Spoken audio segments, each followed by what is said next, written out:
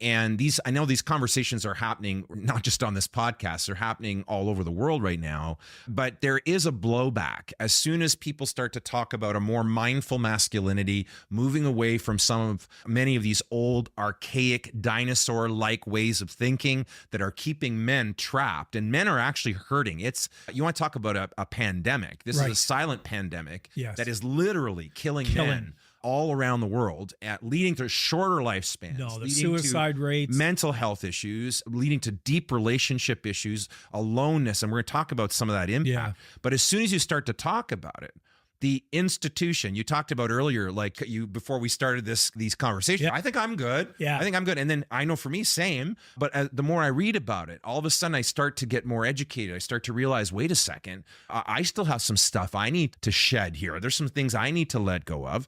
And it's a concept in power dynamics that when you've had the power, and let's face it, white males have had the power for a very long time. Yeah. The longer you've had power, the harder it is for you to imagine not having it. So when someone starts to talk about the impact of toxic masculinity, some men just go, what are you talking about? What impact? We can't even see it. And in some cases, it's not just this response of, I don't know what you're talking about. There's even blowback, right? And Liz Plank refers to the blowback as the masculinity moral panic, right? Because that group of people, you think of people like Jordan Peterson, whose fame has just taken over. And I think he has stepped into that void we were talking about earlier of men saying, hey, I don't know what it really means to be a man anymore. And in many ways, he steps in as a very articulate, intelligent person and reinforces all of the old constructs. Don't show feelings, right? And he conquer. Oh my God! He's reinforcing, and people are eating it up. We're seeing young men eat up his message and just devour it and prescribe to it.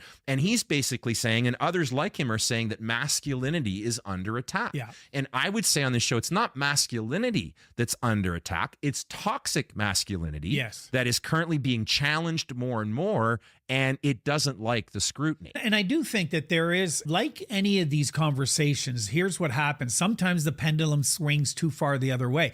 And again, what I love about how we're trying to approach this is we're saying, can we not at least have a conversation? Let's talk. So let's talk.